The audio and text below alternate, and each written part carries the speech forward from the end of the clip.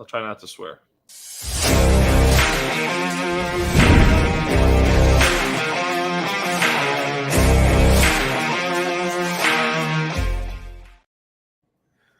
Welcome to a Dynasty Life, Undrafted, Player Profiler, Undroppables, Dynasty AMA. I'm so stoked today to be joined by Jax Falcone, a.k.a. Scott Boulnger, my guy, one of the best Dynasty podcast hosts out there. And we're going to do a Reddit AMA. This is the first time that we've involved somebody sort of like another site. Well, I'll take that back. Alan Seslowski, you're RotoWire, but he's on Sonic Truth. But how are you doing today? I'm so glad this worked out. I talked to you and Chalk a while ago about let's do a Reddit AMA together, and you guys were all about it. Yeah, this is fun, man. I did an AMA way back, and when I first started doing this, and I thought it was fun as hell, and it was so these are cool. It's just sort of more interactive, and I love it. I have fun with it. So, all right, so Toronto Dave right off the bat, love it. Toronto Dave, shout out to Vic Z and Toronto Dave. So there's two ways you can get your questions answered here. You can drop your questions right here on Player Profile or YouTube. You can also drop them in the Reddit AMA. We have a number of questions to get to on Reddit. If there's ever a long lull where one of us is filibustering the show, it's because the other is typing. It's very difficult to do this, but I've done this a few times now. It's a ton of fun. Let's start out with, and shout out to the chat is already lit, so I'm sure we're going to get some really cool questions here. But let's start out with a question. The first question on Reddit that we received was from Dorcher Chamber, and they said, what are your expectations for Trevor Lawrence this year? Will he finish as the quarterback number ? And Jax, this is like a Brian Thomas Jr. gets drafted in the first round. Gabe Davis signs as a free agent. They get bigger. They get more athletic on the outside. Calvin Ridley is in Tennessee. Zay Jones cut. He's an Arizona Cardinal. Evan Engram back. Christian Kirk back. Travis Etienne back. There's some continuity there and also some speed and youth. Trevor Lawrence, 2 years ago, everybody was hyped about the season he had. Great year. Then last year was super disappointing. Gets drafted around quarterback 7-ish, quarterback 8. Right after the elite guys, it was Lawrence was the guy that had that upside. Big disappointment, finishes outside of QB1 land. Are you optimistic for things turning around this year? He's still 24. I thought he was hurt most of last year. He was disappointing, and he finished as quarterback 13. He was quarterback 8 the year before that. And of course, the first year was the Urban Meyer. Stinky finger, but other than that, he's been pretty good, even in his down year, quarterback 13. So I would expect him to finish as back end quarterback 1. I think Trevor's a really great talent, and hopefully they can put it all together. I mean, they needed some offensive line play last year. I mean, if you really look at it, he was under a lot of duress. He got hit a lot. He got hurt a lot. And he was still able to, kind of lug the team along. But he had a lot of ups and downs. I would like to see a little bit more consistency. But, yeah, I think he's basically what he is, right? He's a quarterback, 1 or, high-end quarterback 2. I'll say quarterback 11. I'll go right about what you're saying. I think that the offense will turn around a little bit. I think that it's a little bit beat up on underdog, and certainly beat up in Dynasty slightly because you have the 2 quarterbacks in his division passing him by, and now you've got the Caleb Williams being injected in there. So it's he's behind those guys. If anything, I think he's a little bit of a value right now, especially in Superflex, because he's about as safe as it gets as a long-term asset. Yeah. I love him. I mean, it's not much to not like with him. And I don't know about Gabe and Brian Thomas making him better than Zay and Ridley. I think it's, about neutral. Maybe a little bit more down the field, but we do like Evan Engram, don't we? 100%. Evan Engram, I just did a recording with Jared Smola, which is going to drop later in the week. But Evan Engram, I feel might be the best value in Dynasty at the tight end position. 29 and a half years old, got the contract, but I mean, second most tight end catches of all time last year, and literally nobody talks about it except for us. Plus, we're the only two talking about it. I can't stop drafting him in Dynasty Startups. I can't stop drafting him in Best Ball. The Best Ball value right now is ridiculous because you can load up and then get him. Where has he been? He's I mean, he's so far down the board in best ball. It's ridiculous. It's like Yeah. free every time. I love it. Okay, so let's take a question from YouTube. Here's an interesting one from Dakota Vanderhoff. Do you guys play in any leagues with your kids or wives? How easy or hard do you go in those leagues? Well, I'll say this: if my wife wants to smoke in fantasy, she's gonna get it. But my Yes, wife's absolutely. not a fantasy football player. She's very supportive, obviously, of what I do with fantasy, and she likes when I win money in fantasy. But in terms of like her watching Red Zone with me, not really a thing. If we got tickets to go see the Jets, she would definitely be into going to a game, but not necessarily like sitting down watching the games. But allows me to watch Monday night, Thursday night, Sunday, whatever. So big hat tip to my wife. And my kids are too young to play fantasy football. But again, if they want the smoke later on in life, they're going to get it because I'm going to compete. I'm going to compete, Jack, no matter what I'm doing. Dude, literally what you just said is my answer. I swear on my life, everything you just said is exactly me. So that's it. So shout out to our wives. If you're listening in, if you want it this year in fantasy, you're going to get it, but we're going to go hard in the paint. Here's another one, really fun one. And you're starting to see Justin Jefferson trades actually go down. A year ago, no chance. People are just not moving that asset. But this year, it's like there's a correction in best ball, and best ball is sort of like you can always kind of tell the dynasty market with the young guys in best ball, esteem, what people are doing. But Justin Jefferson, like he was the 101 last year. Now he's like the 106. People are a little bit scared. He's got the rookie quarterback. There's whatever, any way you want to cut it. Then you've also got the fact that CeeDee Lamb outscored him last year. Jamar Chase, there's Jamar Chase people out there. So I saw like a Justin Jefferson trade go down for a Bijan Robinson in a league. Here's an interesting one. Breece Hall, which gives you a top 3 running back in Dynasty, and Michael Pittman, which gives you like a wide receiver 2 in Dynasty for Justin Jefferson. This is a Superflex tight end premium league. So where are you at on this one? Breece Hall and Pittman for Justin Jefferson. I'm going to stay with Justin Jefferson on this one. I think I would want a little bit more than this, even though Breece Hall is super, super enticing. Yeah, I mean, he's saying, would you trade Breece and Pittman to get Jefferson? Oh, I misread that. And in almost every situation, I'm doing that, Agreed. because, I mean, there's a couple of leagues that I play in that are super deep. And if it's like a 14 team or a 12 team start, more than 12 or something, if it's a little bit on the edges there, you could make the case for Breece and Pittman. And you also might lose the trade in year one. So like in year one, you might see that Breece goes off because I think he's going to have a pretty good season this year. And Pittman is good enough to like sort of give you 80% of Jefferson. But I think in the long term, having an apex predator long-term asset like Justin Jefferson, you kind of have to do it unless it's, a complete overpay. And this isn't an overpay. So just go ahead and get yourself Jefferson and move on.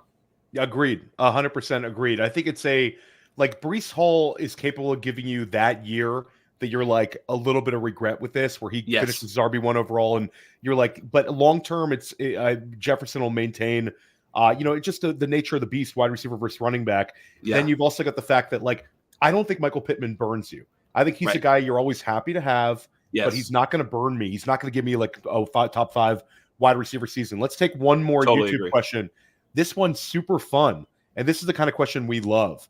Vic Z says, PPR, Javonte Williams, Tyjae Spears, Blake Corum, Dynasty and Redraft. How do we rank them?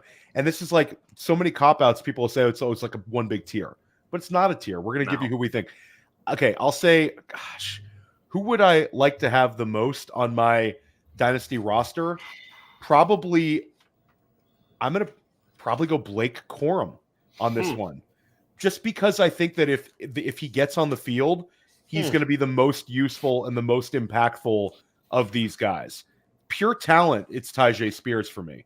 Tyjae Spears, I think, is a stud, but I worry a little bit. Javonte Williams, I'm sort of out on. I think that they brought in all these running backs, Audric Estime, Blake Watson, Jaleel McLaughlin, I think is going to be annoying. And any chance that Sean Payton gets, he talks about the competition at the running back spot. There's no hey, it's Javonte, but we want to see one of these guys break through. I don't think they care about Javonte in this Denver coaching staff. So Which way are you going with this one? Are you Javonte as the number one right here? Yes, but that's the only caveat I have is if Javonte's not okay. Like if Javonte's still hurt, like that's the only thing I've got. I mean, and that's the hard part to understand. So the injury is what scares me. Certainly the coach speak narrative does not scare me about Javonte Williams because you just named a bunch of guys that, quite frankly, are not Javonte, did not get Javonte's draft capital and did not perform like Javonte in college nor in the pros. So miss me with all that. There's a lot of Jags on every team, Dernis Johnsons and all the people we've been afraid of, and Tank Bigsby's going to steal ETN's work. I mean, look, if you're a good player, you're going to get a 60% share of an offense, and I think Javonte is that if he's healthy. So I actually have him ranked this way: Javonte, Spears, Corum, both Dynasty and Redraft. Corum is sneaky because look, your boy Matt loves to dunk on Kyren Williams. And I don't blame him for doing so. I've traded Kyren everywhere I've had him. I think I'm in a league with you. Maybe no, you're not in that league. I traded Kyren for Pittman, Michael Pittman, straight up. I thought that was a great trade. Obviously, I did that a while ago before all this Kyren sort of, mentioned. But look, Javonte is a health issue. That's it. I think if he plays, he's going to be the workhorse of that team. He was getting targets too. So yeah, give me Javonte, man. And Spears. Dude, what says that Spears isn't the number one back in Tennessee? I mean, just because Pollard makes more money? I mean, Pollard has famously flailed last year. He was a 1B player to Ezekiel Elliott. I view them as equal parts in this thing, Pollard and Spears, that is. And I'm willing to bet on Spears every single time because his price is cheaper, especially now in best ball. It's funny, I was drafting Spears in best ball before the Pollard stuff, and now I'm drafting him after. I'm going to be a little overweight with Tajay Spears, but I'm okay with that. This is a pass-happy offense. He's a pass-catching back, and he's explosive. So Tajay Spears has huge upside with or without Pollard on the field. Corum, you mentioned it, the ultimate handcuff, and things could break for him. But if they don't, if Kyren just stays on the field, Corum's sort of just a 5 to 10 touch player, and who wants that in any event? And also Corum, pretty old. I think he's probably as old as these other two guys anyway. That's true. I think that you kind of made some very good points. If it was what I need to get out of these guys to start the season, yeah, Corum could be a 0 in week 1. I mean, literally 5 points. 6-point guy in PPR if Kyron's healthy. I'm a little more optimistic than Matt is, and I'm certainly probably a little more pessimistic than Alan is, I think, on the Kyren bandwagon. I do think if Kyron's healthy, he's the guy there. But at the end of the day, you're talking about a small running back with that sort of workload that was that successful at things that just didn't make sense for him last year. It'd be one thing if Kyren was like an 85 catches a game guy at that size, but he's more of like a guy living on touchdowns, living on his rushing production. I think Corum's going to get that opportunity at some point. And I think with that offense and just the way running backs have been successful there and under Sean McVay, Corum could be like a top 10 back. Tajay, I agree. If Tony Pollard misses, Tajay could be super. It's a super hard question. I just maybe am a little less optimistic on Javonte long-term than some. I just think he had a number of games. Yeah, no. I will say this, though. My running back take is always I'll take the one you don't want plus profit, because who knows? I mean, if you love Corum, I have him, and you're willing to give me Javonte plus for him or whatever, great. If it's the other way around, I'm willing to swap you the running back you want. You pay me the profit to do so. That's my favorite trade in all of Dynasty, and it usually pays off. You often win twice, but even if you lose, you have the profit, and the profit means like a second or a couple of thirds or something like that in the future, which is always the way to go. Okay, so let's take one more question from Reddit, and this one is from Josh P 222. Who does Player Profiler value more, Jonathan Brooks or Trey Benson? And I'll say that in our Dynasty ranks, you can use the code Theo and get $20 off the all-in package right now if you want to go out and do that. We have them neck and neck. We have them side by side, literally side by side in the Dynasty rankings right now. We've been a little more bullish, I think, on these two guys heading into the NFL draft than some. And leaving the NFL draft, we have them both solidly as inside of the top 20 running backs in Dynasty right now. I think we're a little more bullish on Trey Benson than some sites are. We love the athletic profile, and I view the Arizona offense as like an ascending one. Jonathan Brooks is just such a solid bet right now under Dave Canales as well. My only argument would be I think that Trey Benson is going to really benefit from the offense more so that Jonathan Brooks could be potentially held back by it. Jonathan Brooks, I think, could have I just made a prediction that I think he'll be a top 15 running back this year. But like, I don't see the scenario where he's going to score enough touchdowns in that offense to give you like running back one production.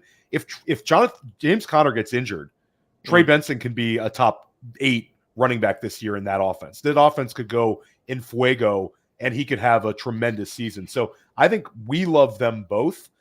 We have them both inside the top 20 running backs and literally neck and neck. Where are you at on Brooks and Benson? How do the undroppables, and namely you, gauge these two? Yeah, I'll speak for myself. I think Chalk and I, Spider-Man meme activated, believe the same thing here. I'm of the opinion that Brooks is the better talent and Benson has the better situation, as you point out, because of touchdown upside and that offense. That offense could be pretty good. Certainly, they'll have to score to win in that division. But Carolina's a scary team. But Canales does come in there. He's done great things in the past, both with quarterbacks and quarterbacks throwing to running backs, Baker and Rachaad White. So I do think there's a little bit of glimmer of hope for the upside for Jonathan Brooks. But in terms of the player analysis, I have Jonathan Brooks well ahead of Trey Benson as a prospect. So for those reasons, I have Jonathan Brooks ahead of Trey Benson. Again, with the running backs, though, if you're going to pay me substantial profit to move from Brooks to Benson, I'll do it. And let you be right or wrong. I don't know, but I do like Brooks. I also think that Brooks is going to elevate to the number one chair sooner than Benson will. Benson does require a Connor injury or a year to pass before he really takes over that number one chair. If Brooks is healthy, I think he's going to be the number one running back in Carolina as soon as that happens. As soon as he's healthy, and Chuba would be the space back, if you will, and Miles Sanders, who knows what the hell they're going to do with him. I mean, he could be a trade candidate, obviously, or whatever. But I think it's going to be, Brooks number one right off the get. And that's going to be targets too. So I think Brooks is going to be a top 10 dynasty running back, providing he stays healthy at some point later in this season. Miles Sanders is just a non-factor. Yeah. I'll give you another mental exercise that kind of gets me going. So you bring up the bull case where, let's say James Conner stays healthy. Let's say Trey Benson is a frustrating usage player where maybe you throw him in the flex once in a while. David Johnson, rookie year. I know he's not David Johnson, but we've seen it before in Arizona, like a rookie running back playing well. But the mental exercise I like to do is, which one of these two is going to be the higher drafted player in redraft in 2025? Because Trey Benson, I could see just going nuts in redraft next year, like being more valuable in like the short term than Jonathan Brooks. Because if Bryce Young is awful and then he gets held back and it's another new quarterback next year, then he's going to be like this. Like we saw it last year, like Breece Hall overcame it. Breece Hall had all those receptions to overcome it. But a bad offense can hold back a truly talented running back. We've seen it before. Whereas Benson, he's in that offense. So it's a great question, though. I think the front offices of Arizona, which is great, and Carolina, which is about as dysfunctional as it gets. It's a pretty big difference. So I mean, that I try not to do too much front office analysis when wondering what my running back value is going to be. But yeah, there's a lot of the ancillary stuff favors Benson, but yeah, it's hard to sell on Brooks. Yeah, and I have Brooks finishing as a top 15 running back this year in PPR. There you go. Shout out to Travis Sumter, big in on your side. Says Jax dominated me in that discussion. This AMA turned into a debate. Jax wins. Let's go. Travis fucking 1-0. Let's do it. 1-0 final. Travis is makes a point that Brooks is in redraft, and also I'll say that he's more expensive in redraft and in Dynasty right now. So that's a fun one. We took a Reddit one. Let's go back to the chat here. Let's find a fun one. Give me 1 second, everybody. Let me find a good one. We're going to cook while you're doing that. I'll say there's the other part of this too, which is the sort of perceived value of these players. And a lot of people are hot for Brooks. So for those reasons, you might want to lean into Brooks in Dynasty because it's probably a little easier to get off him, especially if he is the starter. Whereas Benson, if you're waiting for him, waiting for that injury, waiting for him to get on the field, his value will slide a little bit. It doesn't mean that he's going to be worth less, like you say, in 2025. But, at this particular point, I think the hotness of Brooks makes it a little bit easier to maneuver off him if you wanted to get off either of those two guys. Yeah, I mean, the bear case would be that it could turn out to be a Kendre Miller-like value, where the guy's a third-round pick. I see the older running back in front of him last year, 20-year-old Kendre. I was getting excited about that. Not quite my excitement level with a Benson, but Kendre certainly was a guy that I was a little more thought he would have had a more successful rookie season. And now you've seen Kendre lose dynasty value in a year. Could certainly gain it back. Let's take this one question, another Vic Z question. Yeah, Vic, this is a question I think a lot of people went on. Lad McConkey, he drafted him heavily, and he passed on Coleman and also Brian Thomas in many cases to do so. And I think a lot of times people are doing this. If you're the middle of the first round or at the 109 in like Superflex, the Lad McConkey drafter with the heels dug in maybe missed out on a couple other wide receivers. Do you think this is something where you wanted to vary up your roster percentages and kind of chop it up a little bit, or were you digging in on a particular guy here? I don't have very much of any of these guys as the board fell, but I would say that maybe I'm a little bit more nervous about Keon Coleman dunking on me in year one, but I would take Lad over those two guys pretty comfortably every single time. Me personally, I just think that Brian Thomas is in a situation where he's got a lot of targets to climb in order to be a guy who gets 110 to 140 targets. He sort of pencils himself right into the Gabe Davis role, alongside Gabe Davis. Is a very strange, situation over there. They've got two Gabe Davises, one a good one in Brian Thomas and one the regular version in Gabe Davis. And, and then they've got a bunch of target hogs in terms of Evan Ingram and Christian Kirk. Brian Thomas isn't going to play the Christian Kirk role in any offense ever in his life. He's that outside X. He is either Gabe Davis or DK Metcalf or somewhere in between there. And it's unlikely he's all of DK Metcalf. So, for those reasons, I'm not too worried about Brian Thomas, killing your Lad McConkey. Keon Coleman, though, man, geez, we talked about it on our show, right? Yeah. Theo, is like, vibes. First of all, vibes. First of all, vibes. But also, it's like, who's taking his targets? Like, he has an opportunity to sort of work as a big slot. Although the coaches were talking a lot about him just being parked at X, which I hate. But point of the matter is that he's in an offense with Josh Allen. And if they end up vibing, as we say, Keon Coleman could potentially make you feel bad about that pick this year. But same thing with Lad, man. It's like, who's getting, Quentin Johnson going to eat his lunch this year? I think Lad is going to be a volume player, and he proved to be he scored very well in our UN model. He scores very well analytically in a lot of ways. He's a good little player, man. He's great after the catch, and I think he's going to be, a coach's pet type of player down there in Los Angeles with Herbert. So I like Lad a lot. I don't think he's going to be a superstar. I don't think you're getting that. So don't get too excited, but I think he's going to have a lot of targets, 100 targets plus, you would say, unless something weird happens, right? Yeah, 100%. I think Lad is probably the one we would want to bet on to lead the Chargers in targets this year. I know there's some people saying, there's a couple of Dynasty analysts saying out there, the guy never did anything in Georgia in terms of being a target hog. How is that going to ever work out in the NFL? It could. This is he was a target hog on a per play and per route basis. That's the thing, is like, I dunked on Lad when, dude, someone said Lad on Twitter at one point, and I looked him up and I was like, what the fuck are you guys talking about? This is nobody. And then you dig deeper and you're like, oh, I see.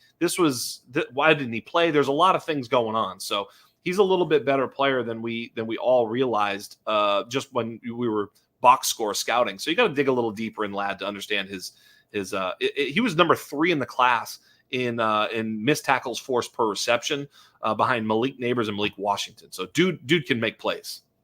Yeah, that's a good point. I'll say the one thing, I think I'm a little more optimistic about Brian Thomas right now than you are. I love that you say DK Metcalf, because That was sort of like some of the criticisms of DK when he was young, that he doesn't have a diverse route tree. Sure. And then the nerds all get upset when he's out there just cooking. Like Brian Thomas, the one thing, Calvin Ridley led the NFL in end zone targets. So we know what Gabe Davis is. Gabe Davis, like, it's fun to kind of make fun of Gabe Davis and people hate him because that one year when people were taking him in like the third round and it completely backfired. But at the end of the day, Gabe Davis scores touchdowns and he has spike weeks. I think he's in the Zay Jones role. But I think in an ideal world, Zay Jones is Gabe Davis.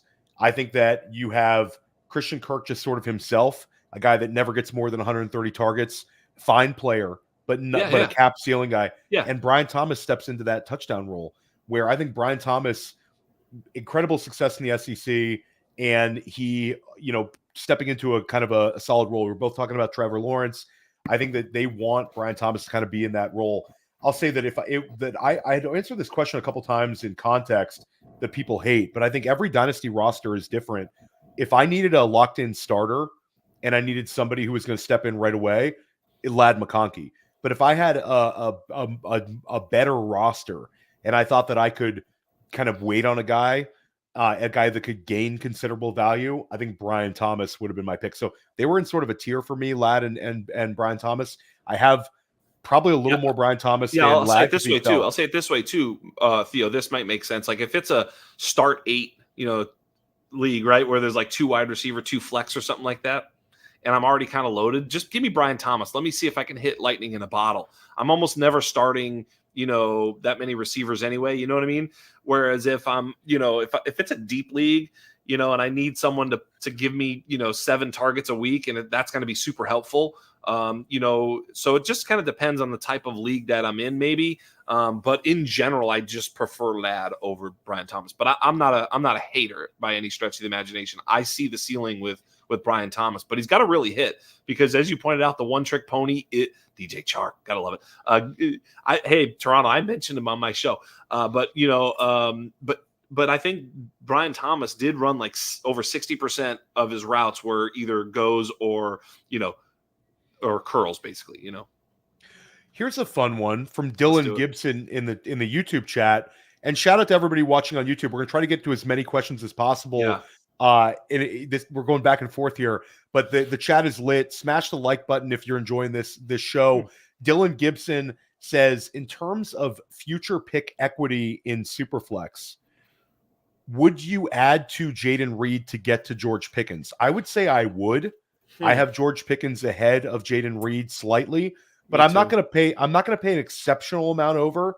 But if you're telling me that I can sort of tier up, I love War Daddy. I'm a big Jaden Reed fan, but I think it's less kind of like set in stone that he's going to be a guy who takes a huge step forward this year. I think there's a little bit of question marks about that wide receiver room. I think Reed is going to be useful, whereas I think Pickens, it's a surefire bet that he's going to lead their wide receivers in targets. Now, it could be 125 targets, but I think he's going to lead them in targets. He's sort of the alpha in the offense. Yeah. And I think he's an ascending player. And his profile is just an easier one for me to bet on having a smash season. Jaden Reed, I think if the season goes well, he's giving you wide receiver 2 numbers. George Pickens, I think if the season well, is giving me wide receiver 1 numbers. Is that fair? Yeah, I think so. I mean, I see I love George Pickens, the player, and but you have to understand his utilization in the NFL, and it's outside X, and those types of players. T. Higgins, okay, just change the George Pickens to T. Higgins. What are you paying up for Jaden Reed to get to T. Higgins? Again, I'm a little hesitant because I think T. Higgins is a wide receiver 2 in fantasy. It's very hard for T. Higgins, especially alongside. But look, you could say he's alongside Jamar Chase, but then you could say that George Pickens is with a more inferior quarterback in offense. So I think they're very similar. I think they're going to see, George Pickens likely to out-target T. Higgins, but T. Higgins likely to have better efficiency numbers in that offense. So again, that prototype of player, I'm not looking to pay up too much. I'd rather pay Jaden Reed plus maybe a little bit more and sneak up a little bit higher to a little bit better player potentially. But yeah, I don't know, man. I'm hesitant to pay too much to go from Reed to Pickens because I'm not so sure, the difference that you're paying in profit is necessarily going to change your fortunes as a team in fantasy, if that makes sense. I've gotten this. This is from Jared Dean. I've gotten this question a couple times, and I'm always like, I don't know. But this is, why did Brendan Rice fall to the 7th Good round? answer. That's why the people tune in right there. All these guys during our draft stream were asking us that. And I know like Cody and Matty Kiwoom were like big Brendan Rice guys. I was never a huge Brendan Rice guy at all. And I was like, when a guy falls to that level, and it's sort of like the analysts misprice him by 3 to 4 rounds, then usually they're not as good as we think. Like Jaheim Bell, like Brendan Rice, these guys that fall to the 7th round are just not as good as people thought they were in the process. And we need to we need to usually like kind of adjust our priors on them. So again, it's Brendan Rice. I didn't really care about. I was never like taking him in rookie mock drafts. I didn't have him ranked highly in my rookie rankings. Where were you on Rice in the process? And do you think that that's a fair statement that the NFL, as sometimes they make stupid decisions, but for the most part, when they let these guys fall like rocks, I want to stay away a little bit. Here's the way I look at this, and this is the way I've been looking at this since we've sort of changed the way we look at things. So if we go back 10, 20 years, the outside X, Michael Irvins, and all these guys were the players that you wanted to target because they played 2 wide receiver sets. The league was physical, and you had to win on the outside just to get targets and touchdowns. And Troy Aikman, passed for like 2,000 yards and has more interceptions and touchdowns and is in the Hall of Fame. It was a different game, okay? And so now we fast forward into today's game where it's shorter passes, a lot higher completion percentage, fewer turnovers. They don't want to throw turnover-worthy plays to the outside. So if you're going to be an outside X, you need to be Marvin Harrison or Rome Odunze. Otherwise, I basically don't even want to talk about you. In our model, the UN model, these 4 players ranked or fell within 1 point on the score. The score is basically from 50 to 100. These guys all fell in the same bucket. A.D. Mitchell, Keon Coleman, Tez Walker, Brendan Rice. So Brendan Rice, to me, sure, he's a Adonai Mitchell or Keon Coleman, but he's those guys without draft capital. They're very similar players, and they're not guys I'm targeting in fantasy drafts because they're generally not going to hurt you unless they're awesome. And we already know who those guys are. That's Marvin Harrison Jr. and Rome Odunze. Those are your awesome outside X players. Other than that, stay away and take Jalen McMillan or Luke McCaffrey, at least guys who can potentially get you some targets close to the line of scrimmage and, more likely to hit in the NFL. I'm not saying that they're going to hit. I'm just saying Brendan Rice likely not to be a hit. And if he does, he's just, what did the guy put up, DJ Chark? I mean, that would be, dude, that'd be a huge success if Brendan Rice can become DJ Chark. 100%. Let everybody know where they can find the model you keep referencing. Yeah. And maybe a couple of, how would that model have done last year? I mean, I don't know. Can you, off the top of your head, would you let me know how that model would have done on a guy like Puka Nacua or Tank Dell? Because that's what the people want to know. Well, and honestly, I mean, we were cheating a little bit. We did start the model this year, so we got to back test it through 2018, but we also looked at the changes of where these things were changing. But yeah, when we put that model into, when we ran it through and we're like, okay, we think we know what we're looking for. Yeah. Tank Dell was wide receiver 3, Rashee Rice 4, Puka Nacua wide receiver 5. And, Quentin Johnston falls about where Quentin Johnston scores very similarly to Brian Thomas and, Keon Coleman. And he was our wide receiver 12 last year in that model. Not my wide receiver 12, me personally. The model's wide receiver 12. I had him as like wide receiver 4. So I was an idiot. I needed this model last year, And so but we had those fears. And I remember talking to you about Quentin Johnston leading up to last year's draft. And we're like, outside X, but he's kind of a yak guy. Like, what is going on? Is he elite? I don't think he is. Like, we were asking all these questions. We just didn't know smaller than we thought he was going to be, slower than we thought he was going to be. We just didn't know how to formulate it. We didn't know how to formulate it. And Jay Wood, of course, FF Coder helped us put this into a model that we trust a little bit. Look, the model, no model, I don't care. Scott Barrett has a great wide receiver model. JJ Zachariason, nobody's modeled. These aren't model battles and model wars. It's like we're just trying to figure it out by saying, hey, what are the things that we should be looking for in these wide receivers? And what's not in the model is anything to do with athleticism or anything to do with size. We don't give a shit because clearly that doesn't matter. It hasn't mattered for Keenan Allen or DeAndre Hopkins or Tank Dell or Jordan Addison or Devonta Smith. None of those things have been anything that has mattered to their success in the NFL. So we looked at things like first downs per route run and, things like that. Like, what are guys doing when they're on the field? Are they catching meaningful balls, getting open? That's what we wanted to figure out. And, guys like Brendan Rice just aren't really necessarily separating. They aren't really elevating above, expected. And so therefore they're probably just a guy. Yeah, and a big shout out to the work you guys put in on that model. It's really top notch. We're going to take a quick break. Drop your questions right here in the chat. We come back, we're answering more YouTube questions, more Reddit questions. Now, I know many of you are looking for a secret weapon for your Dynasty League, and I have it. It's called the Dynasty Dominator app. You go to the App Store, go to Google Play. It's right there. It's $5 to download, and then every year it's $5 to load the next incoming class of rookies. You can add Superflex, add tight end premium. It's incredible because it allows you to look up players. It allows you to vote on whether a player is a buy, hold, or sell, and then see the market sentiment on that player. And you can compare their lifetime value rating from Player Profiler to their Dynasty ADP at the FFPC, all in the price lookup tool. And beyond that, we have a trade analyzer, so you'll never lose another Dynasty trade again. And in our settings, you can set this is a win now team, this is a rebuilding team, and then we let you compare players. Look at their metrics side by side, prospect metrics, NFL metrics. It's all there. It's $5 in the App Store. There's some add-ons for Superflex and to buy the upcoming rookie class. Every year, you're going to spend $5 on this thing, and it's going to be well worth it.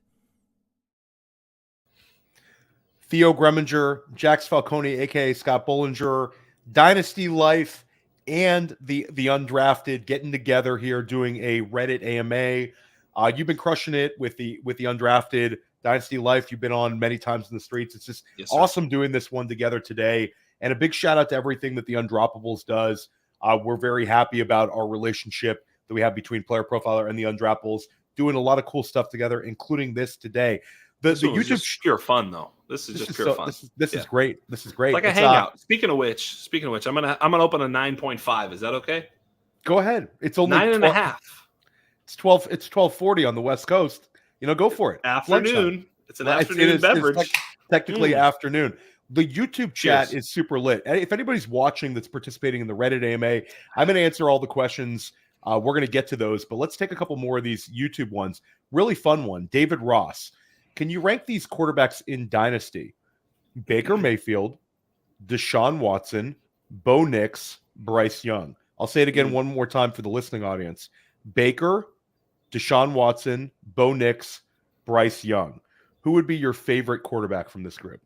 Deshaun Watson, for sure, because we've seen him be elite. He's still younger than, what's he, 29, maybe 30? I mean, he's still young enough, he's not old. He comes with a tremendous amount of risk, obviously. The one thing I would say, too, is he didn't specify Superflex or not. I know that doesn't necessarily matter, but it's got to be it's Superflex because Superflex is what I'm assuming. Yeah, because a single quarterback, most of these guys are nothing. Deshaun's the only guy that I really give a shit about because I'm only looking for upside at the quarterback position in a single quarterback. But even in Superflex, I'll take the risk on with Deshaun. And I've seen Deshaun every time Deshaun gets drafted in a startup this offseason. If it wasn't by us or me, depending on who I was running a team with, I ran a couple teams with some other people. I was like, that was good. It was a good spot for him. I like Baker. I like Baker quite a bit. I think Baker, what was the other one? Nix and Bryce Young. Yes. All right. So let's have the conversation. Who do you prefer, Bo Nix or Bryce Young? That's a fucking stupid question, but it's not. It's a tough one. It's not a stupid question. The insulation of being the first pick in the NFL draft probably leads me to, from a dynasty theory. But he's 1 year through that. So now it's like that. You're right. They each have, how much more insulation does Bryce Young get if he's not good this year? I'll take a bull approach with Bo Nix. I think Bo Nix landed in the perfect situation for him, both in terms of NFL draft capital and also the fact that Sean Payton's job is attached to Bo Nix. For as long as Sean Payton's there, it's going to be Bo Nix. This is a screen merchant. This is a quarterback that loves for the low ADOT looks attached to a coach that we've seen run this offense. And I think that they're going to give Bo Nix every chance to have success. I actually think he's got way more rushing upside than Bryce Young does. And I think that in terms of offenses, they're both going to be low-level offenses. I think that it's really close. It's really close. Watson ahead of Baker, but I'm fine having Baker as well. I think Baker is also a really good value if you want to completely punt QB2. Yes. Let's shout out from Vic Z. I'm loving this high-quality analytics in fantasy football. It's pure knowledge, and I can't thank you enough for it. Appreciate you, everybody watching and supporting both of our shows as well. Let's take one more YouTube one. There's some really good ones here. Before I even pull it up, there was one person in the chat asked who we were taking at the 105 and one quarterback. William is specifically asking, or Williams is saying, would you take Jonathan Brooks or Brian Thomas Jr. at the 105 in a one quarterback league? Is it okay if I say, and it was the same person, it was actually William who asked this, what should I do? Brian Thomas Jr. or Jonathan Brooks, is it okay for me to say it's dependent upon my roster, depending upon my expectations for this season? My one thing is if I had a train wreck roster, not dependent on anything from me, so you can say that, but I'm not. Okay, so I'll say this. I'll just unless I like taking on wide receivers more often than not unless my roster is ready to win. Even though I think Jonathan Brooks is a fantastic player, I think you could go both ways here. I think both of these players are very, very strong additions to your dynasty roster. I can understand the argument for Brooks because I can get a wide receiver at the 205 in a single QB format. I'm not going to get necessarily a running back with the sort of upside as Brooks at the 205 in single. Then you're talking about a drop down to like a Blake Corum, to a Jalen Wright type who has guys in front of him. Whereas at the 205, there's some very enticing wide receivers. So I think it probably gives me more positional flexibility to go Brooks. But if my roster is not ready for it, I like the idea of Brian Thomas, the longevity, and all the things that a wide receiver brings us instead of a running back. So that's sort of a cop-out answer. Both are fine, depending on your roster. Now, you take your Jonathan Brooks, much, much better choice. Yeah, way better choice. First of all, if I draft Jonathan Brooks, in another 6 months, I can trade him for way more than Brian Thomas. So why do I take Brian Thomas and hope and pray he's DK Metcalf when he's probably not? I'm not doing it. I'm taking Jonathan Brooks. Give me the top 10 dynasty running back right now. Put him on my roster and let me deal with it. That sounds great to me. So for me, it's Jonathan Brooks slam the door over Brian Thomas Jr. So there you go, William. If that's bad advice, I apologize in advance. Okay, I'm usually wrong about these things. And is there? So I'll throw out also at the 105. You could potentially go Xavier Worthy if you want to go wide receiver. Yep. I think he's also a viable choice. Vlad's a viable choice. But I'm taking Brooks. I like Brooks. Take Brooks. And also, right. I'll say if I didn't have my draft yet, I would make an aggressive move to try to move from 5 into the top 4 because I think the top 4 in single QB, like it's so good right now. When you talk about the neighbors, the Marvin Harrison Jr., the Rome Odunze, the Brock Bowers, like those guys are exceptional and elite players potentially in their careers, whereas these other guys. Yeah, so isn't Brooks likely. I think Brooks is 5 in that for me, and I'm okay with that. I thought you were going to say trade back, and I was going to say, I don't know, man, just smash Brooks and let it be there. But I do like the trade up. If you can get all the way to Neighbors or Odunze, obviously even better. But, I think a lot of people are hip to that, right? Don't you think? I mean, there's a few leagues where maybe that someone wouldn't know, but God, I don't know, man. That's a rare league. It's the trade so you got to look at your league. It's the trade calculator, people. If you can pull that shit. If I can offer you the 105 to move to the 104, and I'll trade you next year's second in single QB. Like there's people who calculator wise are going to say it's one spot. Yeah, and I'm still going to get like while you're at it, throw them 3/3 in the let's keep make that calculator break. Now you're talking. Thing. So the trade calculator people, they still exist. So but they're becoming less common. So here's a great question on Reddit. We'll go back to Reddit. All right. Jackson Theo, 2 of my favorite podcast hosts, appreciate that. From Walsh Your Mouth Out. Your Mouth Out. Very clever name. Who do we have more trust in for 2024 and beyond? Calvin Ridley in Tennessee or Keenan Allen in Chicago. This is a interesting one. So Keenan Allen had 13 games last year and had 150 targets, or maybe it was 152. It was like right around 150 in 13 games. And then Calvin Ridley was wide receiver 18, but it was sort of like a Mandela effect. Like you had to go back and look at it. You didn't necessarily feel like you had a mid-level wide receiver 2 with Ridley. There was some frustration, especially at the beginning of the season when Kirk was outscoring him, and he sort of caught up as the season moved along. Ridley had the most end zone targets of any wide receiver in football last year. Now Keenan Allen goes to a new team, playing with Caleb Williams, but also target competition in DJ Moore and Rome Odunze. Calvin Ridley, like there's target competition, but he'll be on the field. He's locked in a offense that I think wants to pass. I would say there's some target competition for sure. Doesn't DeAndre Hopkins still play there? I mean, what happened? But no, Hopkins is absolutely there. But you would think with that contract, it's like Ridley's not going to come there and be a zero. Not a zero, but it's a terrible contract. You have to admit. Oh, 100%. Because I'm team Keenan Allen here. This is team Keenan Allen. I mean, Keenan has been great. The only reason that I would even think about it is age and injury. You know, Keenan, God, he's getting old. He's like 31, I think. Ridley's 29, though. It's not a huge difference. You're right. Ridley is attached to the contract, but he's also attached to Will Levis. Will Levis is not exactly a precise player. He was an all-or-nothing player. He had the most danger throws and the most big money throws. Like he's a downfield, just like big play player. I just don't think the volume's going to be there in terms of targets for Ridley compared to Keenan Allen. I would think Keenan Allen also playing with some other great players in Odunze and DJ Moore, but I would have more confidence in Caleb and over Will Levis to deliver the ball to Keenan Allen than I do Levis to Ridley. I think there's target competition throughout both teams for sure.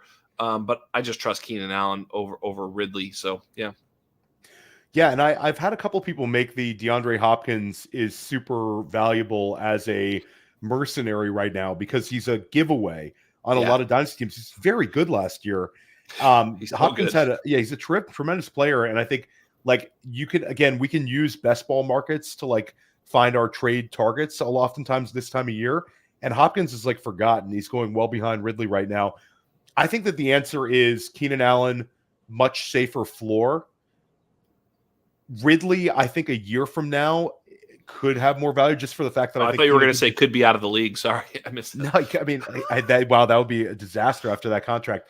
It's probably Keenan Allen. It's just an age thing for me. This is just coming from someone who was burned by Ridley. I traded for him, and I'm not even a Ridley fan. And then I'm like, I'm going to trade for Ridley. I traded what's his name, Christian Watson, straight up for Ridley before last year, and I was just like, Ridley did nothing. It didn't help me win anything. It was just really, really ugly. So I'm a one time I buy into him. It's just get Ridley out of here. Whereas Keenan Allen, man, nobody's really ever been let down by Keenan Allen. I mean, really, the only time we're let down by him is when he's not playing, when those hamstrings start popping up. But he's been actually pretty consistently on the field over the last 5 years or so. I mean, he's had a couple big missed games, but other than that, I mean, pretty consistently out there. Yeah, it's definitely an interesting one. I think Keenan Allen is just it's like 32 years old is like the only reason. Again, 150 targets. 150 targets in 13 games is just silly. And he averaged more than 20 points per game in PPR last year. It was like, what am I even doing having this thought process? It's Keenan Allen. Go Keenan Allen. It's just safer.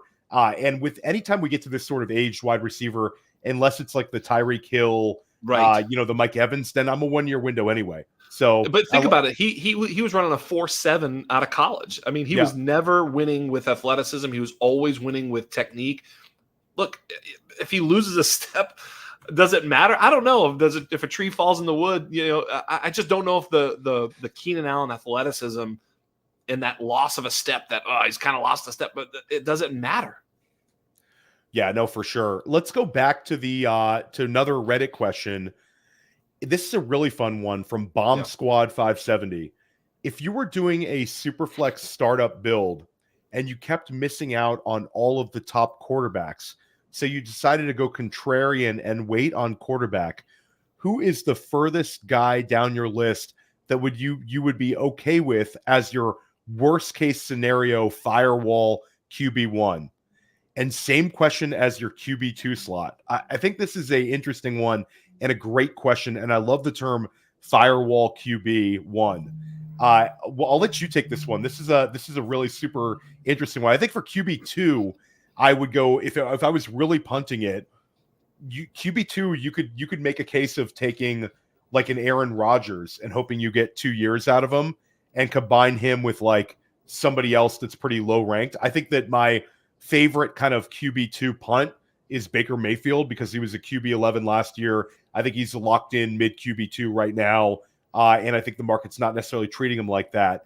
But firewall QB1, that's more interesting. Your thoughts? I mean, I'm going to, excuse me, I'm going to make you happy with this answer for sure. Watch, those watching at home, just watch Theo light up as I give this answer. You know what I'm going to say. So just look at him. Look, me and Dan Wisner, great Dan Wisner, new to our team this year, just absolutely fire. Anyway, Dan and I did a startup this year, and we punted quarterback, and we got a great team. We really did a great job. Of course, we moved around the board, all that stuff. If you're not trading, you ain't trying in Dynasty, so certainly you're moving around. But in the 5th round, we went ahead and drafted our quarterback 1, Jared Goff. I love that. In the 6th round, we drafted our quarterback 2, Deshaun Watson. We backfilled with a couple other quarterbacks, including Jameis Winston, to make sure a little Deshaun Watson insurance. But Jared Goff, man, I know you love this, so I'll let you go ahead and sing the praises of Jared Goff. I mean, it's just an absolutely great QB1 firewall because you can build a really, really strong team around him, and he's going to give you floor and weekly ceiling at the very least. Jared Goff was the one for like 2 years I've been saying was the one you want to target as your QB2 and in Right. Dynasty anywhere you could get him. And even I did it was a lot of the fantasy points guys that we know well. It was like Scott Barrett and Danny Kelly ran a league that I did a startup in, and I was still able to get Jared Goff for so cheap. And this was before the NFL draft and before the contract extension news, but he was sort of a guy where the argument against him was longevity. Yes. But it's like we love the talent around him. He has the contract insulation, and he took a big step forward last year. This is a guy who finished inside of QB1 land last year, and he did it with all these young guys. It was like, Amon-Ra St. Brown is an elite level alpha, like whatever. It doesn't matter how old he is, but he's still young. And then Jameson Williams essentially was playing in a rookie year. Sam Laporta was a rookie. Jahmyr Gibbs was a rookie. So like Jared Goff, I feel like has big time upside there. Love what you said about Deshaun Watson. We talked about him earlier. Like Watson, Baker Mayfield, like I can find QB2 value. And I think that punting QB2 can sometimes feel wrong, but you can end up with a monster team doing that. Because a lot of times the market doesn't necessarily price guys correctly in QB2 land. We get it right at the top for quarterbacks usually.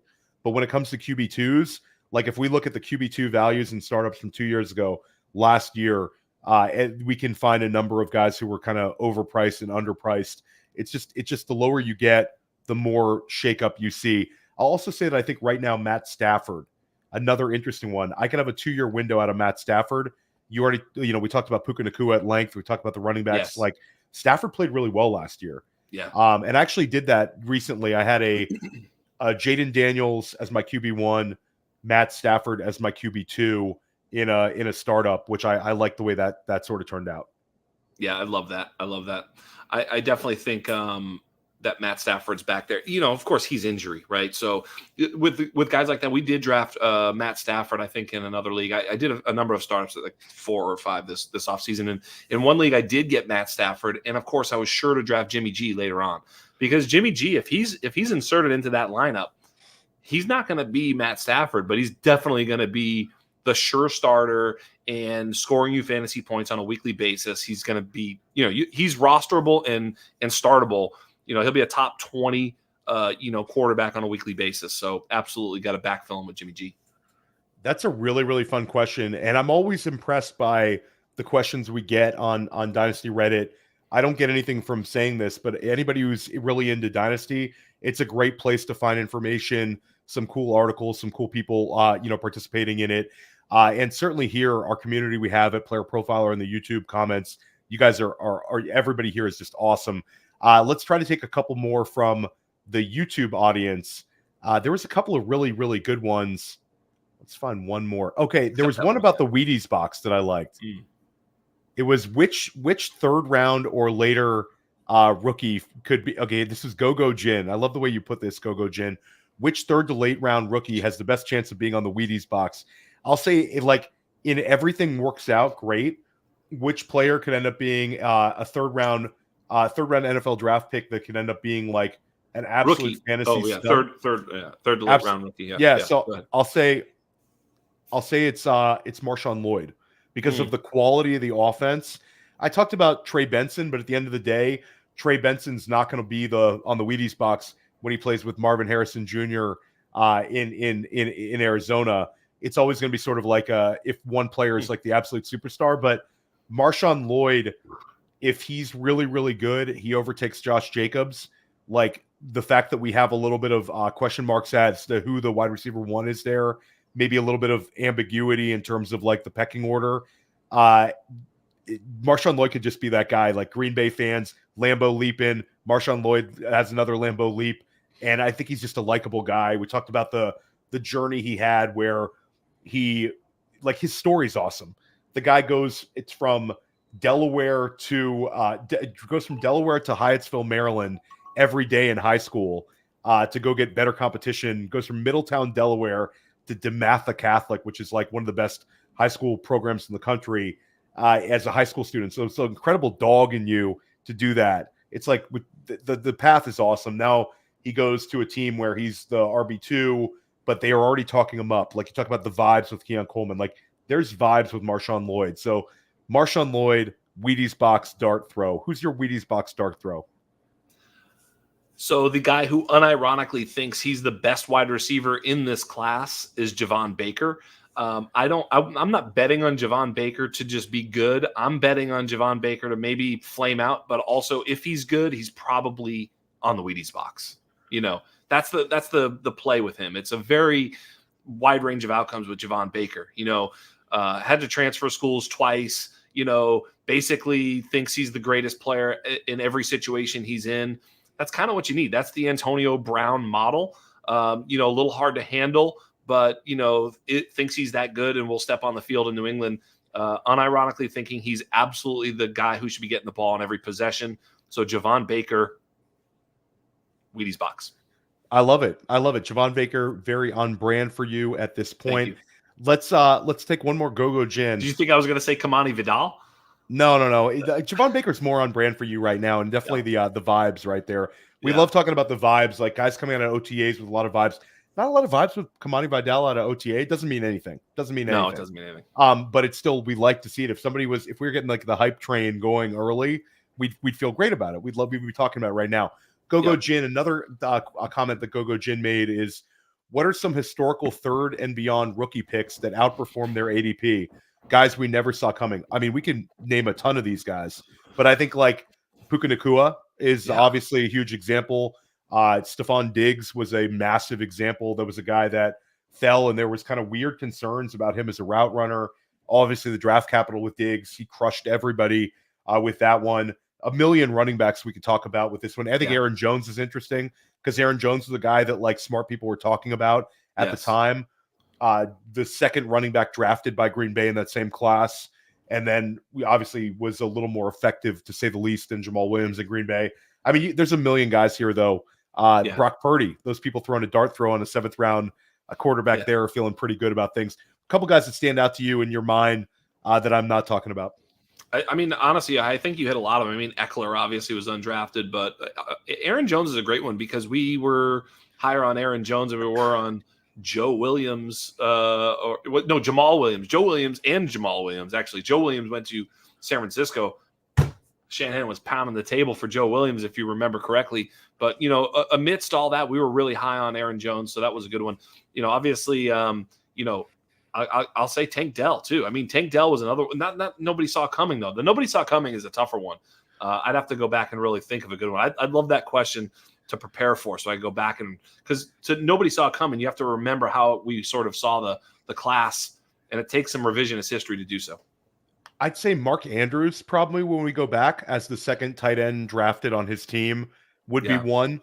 But again, we kind of had to wait around for him a little bit. So, but again, I had Andrews ahead of Hurst that year too. Yeah. So it's like, it's like not saw coming. That's the harder part of it. So I'd have to go back and look at that. Yeah, no, for sure. I think Eckler's probably the one then, because nobody had him, as the undrafted free agent at all. Yeah. But he also wasn't drafted in a lot of these years. Jalen Warren was another one where he hasn't hit to that level, but he's still Pacheco. Pacheco, there you go.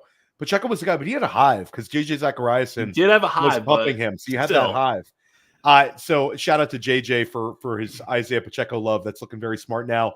Frontier Jackson in the YouTube chat. I have Jordan Love. This is a great question. I have Jordan Love, Christian Watson, Dontavian Wicks, and Jaden Reed. I'm not even a Green Bay fan. Should I sell one of these wide receivers? I'm going to actually take a contrarian approach, and I'd say that since the market you can't really sell Christian Watson right now unless you think he's dead in Dynasty, because this would be selling at a low. If he if he's healthy for 4 weeks, he's going to gain enough value that you can get a little more than you would right now. Jaden Reed, I guess you could sell, but it's not like there's a huge, Jaden Reed would be the one that you'd actually get a big return on investment. There's an argument that Dontavian Wicks, because the market's moved on him, I actually think the market's going to move a little further as we get deeper in the summer. I think he could actually be good. I'm going to say the fact that we have so much ambiguity at the wide receiver spot, but we don't have question marks about Jordan Love.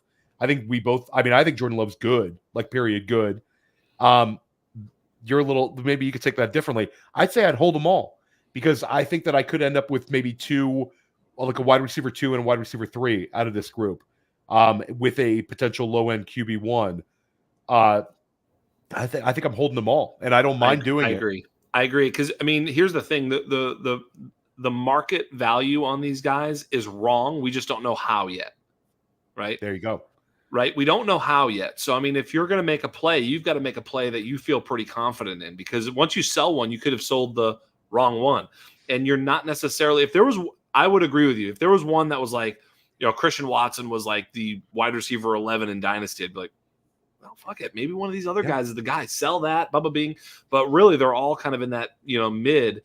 And, it's Reed as the number 1, Watson as 2, and Wicks is way down there past Dubs. Just thank God you don't have Dubs. You won. You got the good ones. So you're good to go, man. And Wicks is the guy that you're definitely not selling because he's the cheapest of them all. And he does have some very sneaky asymmetrical upside to wide receiver 1 on that team. He's possibly the wide receiver 1. Not probably, for sure not probably, because if he was probably, I'd be selling all sorts of stuff to go get him. But I have been making some moves for Dontavian Wicks. He has some really good underlying metrics from last year. He finds himself on a per target, per route run basis, measure in a very, very impressive group of receivers that came before him. I'm not saying he's going to end up as one of those guys. They've unironically compared him to Devonta Adams on that team. Oh yeah, that's some high praise. So Dontavian Wicks is going to be targeted in that offense. To what extent they're all on the field is the question, because you've got Dubs. I think Dubs might be the odd man out, but Dubs played a ton, including in the playoffs. So very, very murky for those reasons. I just hang on and let the one that shows himself to be the wide receiver 1 end up on your team. I traded one Jaden Reed this past offseason in single QB for the 109 just because I have so much Jaden Reed and I don't want to be like overweighting it because if Dontavian Wicks does take that step, like there's pathways where Jaden Reed, like he's easily the most valuable one in Dynasty now, but there's pathways where he could be less valuable than a guy in like 6 weeks. Like Christian Watson's the X factor. Like they talked about all these things with his health, but when he's on an NFL football field, we've seen him have these incredible spike weeks. He was DK Metcalf and what we want Brian Thomas to be for a period of time. And last year he steamed up. He was everybody's favorite guy to pick in redraft last year for a long part of the summer until he started having injuries. And then people kind of backed off a little bit. This is a fun one from Ultimate Sleep in the YouTube chat. Should I trade Christian? Jogo Jin dropping some good ones today. Yeah, Ultimate Sleep in the chat.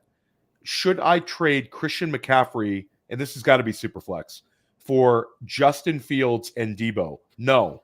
Don't trade Christian McCaffrey for Justin Fields and Deebo. Yeah, I'm holding Christian McCaffrey here. This is a no-brainer trade for me.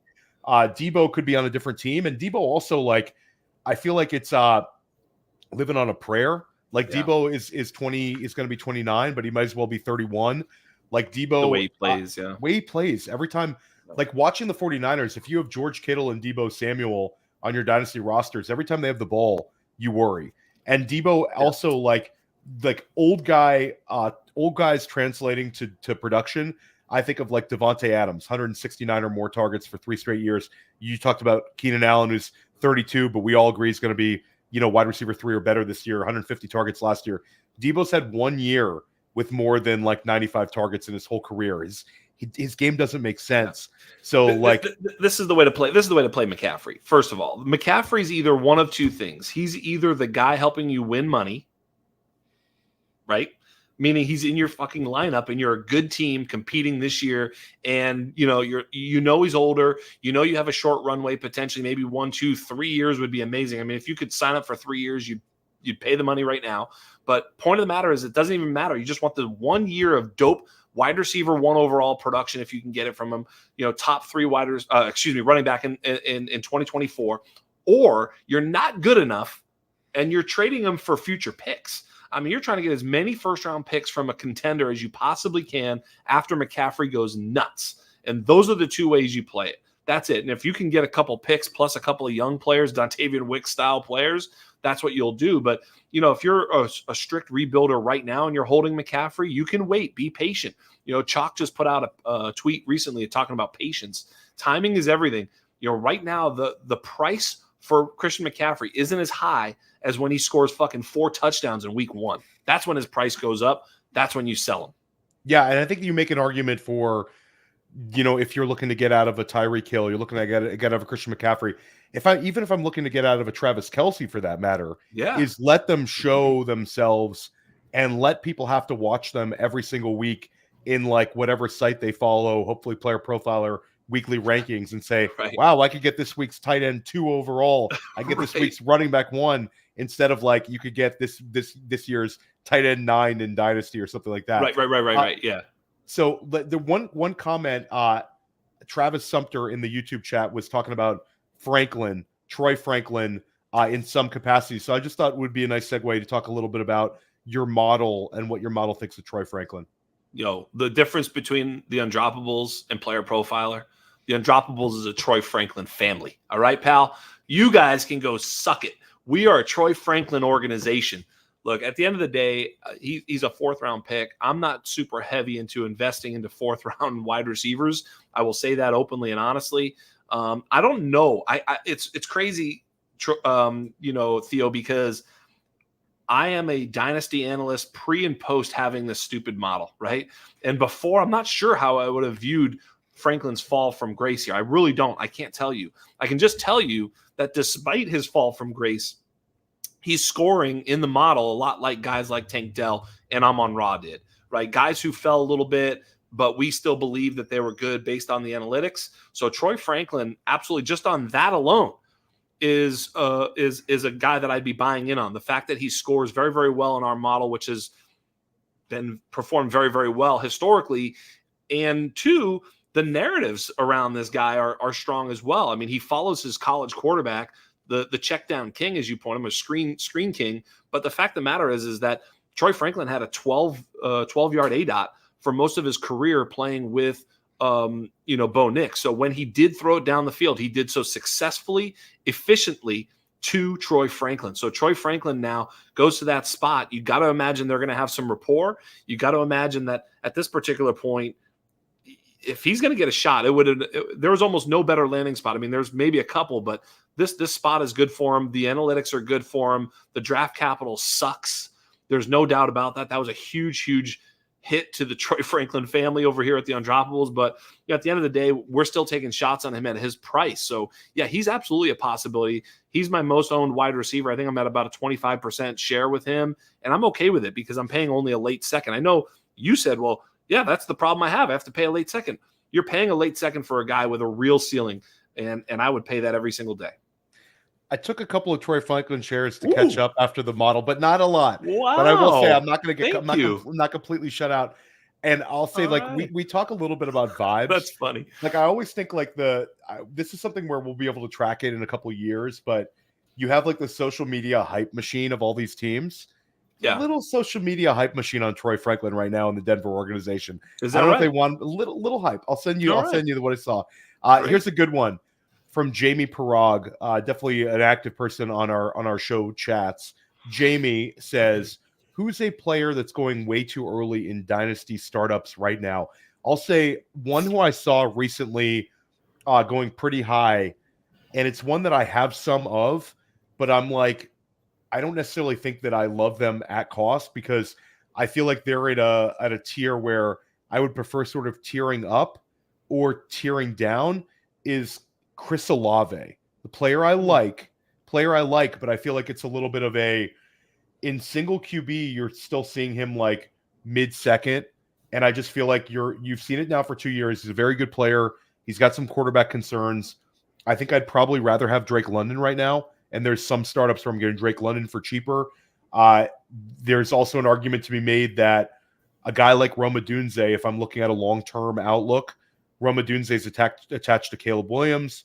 Rome Odunze, it's a little bit more of a mystery box than Olave, who's performed very well, but I can get Rome Odunze later. So for me, it's probably Olave, even though I like him. I just think that it's sort of like I'm drafting a player sort of at their peak in a startup. I'm going to go ahead and agree with the Podfather on this one. I do think it's always the running backs. I mean, but for me, drafting Kyron Williams there is almost impossible for me to do. But it's hard for me to draft almost any running back. I need to see at least a 3-year sort of runway, for me to draft a running back early these days anyway.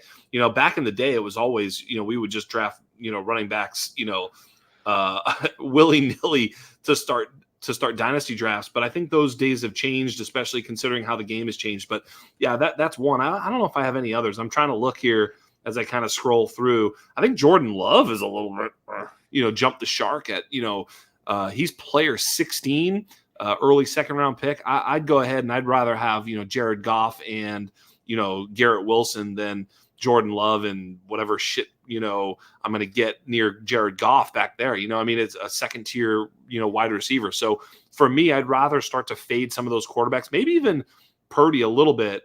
So Purdy and Jordan Love, but I think Jordan Love is even steamed a bit more than Purdy. Sometimes Purdy can be had at somewhat of a value. But yeah, because right now, like Jordan Love going well ahead of Jaden Daniels, a full round ahead of Trevor Lawrence, a full round and a half ahead of Brock Purdy. Yeah, no, thank you. I'd much rather wait on Jordan Love. You talked about Jordan Love. Jordan Love turned it around and played really well. He's a prolific player. I still am concerned with him. He had a cake schedule. The one thing we knew, and was the second half of last year was going to be a very, very easy schedule for him. He played a very prolific, game against Dallas where they were embarrassed. But, at the end of the day, he had guys running wide open. I mean, we literally saw them running wide open. The punter could have made some of those throws. So for me, Jordan Love is a little overpriced in Dynasty for me for sure, and I'd be a sell on him. Here's a good one in the YouTube chat from Elevated Mind. 2 quarterback tight end premium Dynasty win now. Brandon Aiyuk and DeAndre Swift for Tyreek Hill and Javonte. Which side do you prefer? So it's tight end premium Superflex. Brandon Aiyuk and DeAndre Swift, or Tyreek Hill and Javonte Williams? That's a tough one, right? Win now. It's because, like Swift and Javonte, it's almost like I don't really care. Yeah. I don't really care. So to me, it's the Tyreek versus Aiyuk in a win now team. I mean, he did say win now. It's about 3 years difference in age. So it's legitimately about 3 years, maybe a tad over. I think I'm taking Tyreek. I think it's Tyreek as well. And I will say I prefer Swift to Javonte as well. Yeah, but it's negligible. But yeah, it's Aiyuk versus Tyreek. I think it's a no-brainer in terms of who has the most targets this year. And it's also where is the pathway for Brandon Aiyuk to outscore Tyreek Hill this year without an injury? It doesn't exist. Trade is the only way, and it's got to be a favorable trade. It's got to be a trade to somebody really good. It's got to be like, and that ship kind of probably sailed because if it was Buffalo or something, if it was Buffalo before Keon Coleman, even like now they would love to have him, but you would have had to think that the pick that they used on Coleman would have been included in that Aiyuk trade. Sure. Right. So, I don't know. Like, I'm not saying I know how to make the Chargers. Like if he goes attached to, but even so, you'd still probably lean to the Tyreek Hill side. So that's definitely still probably a low volume pass offense there in the Chargers. So it's got to be somewhere where you're like, whoa, I didn't see that. Wow. All right, let's do it. Dallas. But even that, I don't know. Like, Dallas would be a kind of fun, but it's not happening. Don't worry about it. But here's one more from Vic Z. This is more of a statement. Do we agree with the statement? Jackson Smith and Jigba will cost more than Devonta Smith at the end of the season. Disagree. I think I disagree as well. I think they could be super close, but I think it's a hard level to pass Devonta Smith. We've seen Devonta Smith have multiple seasons. This would have to be like JSN.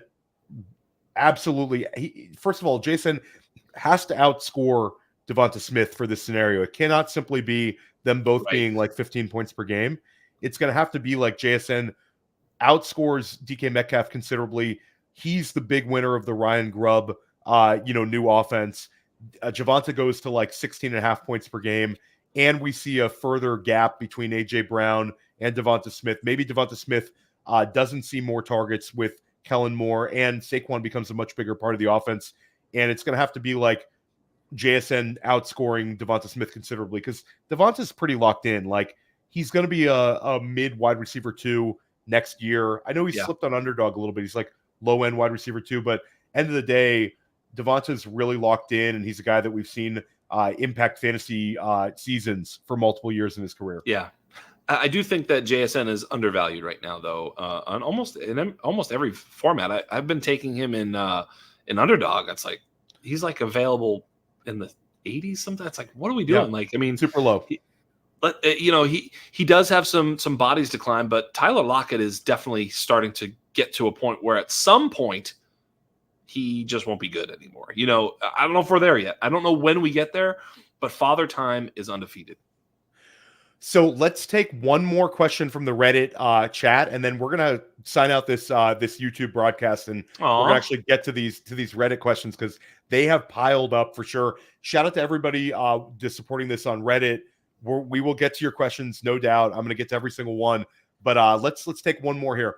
What does the future hold for Justin Fields? Where do we see his value now? Where are you comfortable taking Justin Fields in a dynasty startup at QB what? And do you think that he's going to see a pathway back onto an NFL field? Is this Baker Mayfield part 2, or is this he's going to flame out? You want me to go? Go. Here's the thing. Who was the last quarterback that basically didn't get a second shot? Especially a guy who's done what Justin Fields has accomplished. I mean, Jameis Winston. Okay. And Jameis was the one where we saw him have a massive QB1 season through all those picks, though. So we're like, oh, wow, he scored all these not just the picks points with Jameis, though. It's also the fact that he's out there eating W's and acting like a complete lunatic. He's a goofball. He's a goofball, right? He's well-liked by his teammates. That's why he's a backup. Yeah. That's why he's there. It's like, you want a guy, face of the franchise, lead your team, the whole thing. It's like, dude, I'm not so sure about this dude. Like, especially, I mean, just paint the picture of your classic NFL GM front office owner guy. What's he look like? You think he gets fucking Jameis Winston? That's right. Yeah, no, he does not. He does not get Jameis Winston. So, they're in the same meeting room. They're like, who the fuck was that guy? Get him out of here. Anyway, I do think Justin Fields gets another shot. I think it probably is in Pittsburgh this year. What's the likelihood that Russell Wilson plays so good with this inferior group of wide receivers that they're like, yeah, we're sticking with him the whole fucking way? I don't see it. I think that we're going to see, Justin Fields at some point get on the field, whether it be by injury, lack of performance, lack of winning. Like there's a lot of different ways that all of a sudden the noise will get very, very loud. I said the same thing for Michael Penix in Atlanta. Like Atlanta is going to be like, oh, Kirk Cousins, yay, Kirk Cousins. Then they're going to be like, he has a bad game. They're like, get him out of there. Get the other guy. Like they're not married to him. Neither is Pittsburgh or the front office or anybody there married to Russell Wilson. So Ciara is, right? Check my notes. But I think that they're going to have some pressure to put Justin Fields on the field. And I think he's going to get on the field. And you know what he's going to do? He's going to do what he's always done, which is run for 120 yards and 2 touchdowns and look like an absolute stud out there and be somewhat subpar throwing the football. But it is what it is. I mean, at some point, if he can elevate himself to a average thrower of the football in the NFL, he's going to be a stud. So I would definitely be buying him to answer some part of the question. If that was part of it, I would be buying because I think his value will go up. Even if you don't believe in Justin Fields, good time to buy him and then sell as soon as he gets on the field. That'd be a good time to increase your value from probably a second round pick to a future first. Love that answer. I'm going to drop mine on Reddit. I think that agreed at the fact that I want him on some dynasty rosters. Pittsburgh's probably the best scenario though, because they have good players around him and they could also box themselves out from being able to draft one of the top 2025 quarterbacks because they're going to be winning. So all he has to do is overtake a quarterback who's aging in Russell Wilson. And this one too, I said it last year. I'm sure I wasn't the only one saying it because it only makes sense, is that Justin Fields, we wanted Justin Fields to go to Atlanta to play in that Arthur Smith offense, which is, run the football, play action, let him get out on the edge, more of a creative run balanced offense as opposed to a pass balanced offense or a pass heavy offense. We all hate it for fantasy that they just run the ball at their backup running back and throw the ball to their backup tight end. But for Justin Fields, that type of offense actually sounds pretty appealing, where he's got some easy reads, short throws, run after the catch. He puts pressure on the defense with RPO and boot. That's what you want him playing in. So if he can play in that Arthur Smith offense, actually sounds like he could be successful. 100%. Let everybody know where they can find your work and the awesome stuff you guys have coming out on the Undroppables. Thanks, buddy. Just go check us out at theundroppables.com. That's where the website. We also have the model is available. I think. Well, yeah, not I think it's available for sale. It's $20. So you have the years 2018 through 2024. If you haven't drafted yet, if you have drafted, it's a good tool to go back and look at historically how the model performs, what it says about these players, what we measured. It's a really great write up. It's a very slick production too. I had nothing to do with it other than to allow someone to make it so awesome. That's all I did. It is so freaking cool.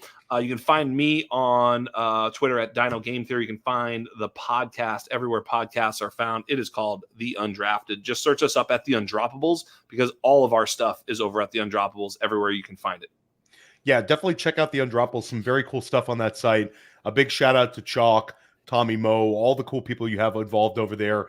You've built a really nice team. Look for more cool stuff between Player Profiler and the Undroppables this offseason as well. Check out the Undrafted podcast right here on the Player Profiler podcast feed, right where you find Dynasty Life. And I'm sure we'll be podcasting again at some point soon. Stick with us all offseason long. We got you covered with things like this and also our written content over at playerprofiler.com. Thanks for participating in this today. Smash the like button if you enjoyed it, and we'll see you soon.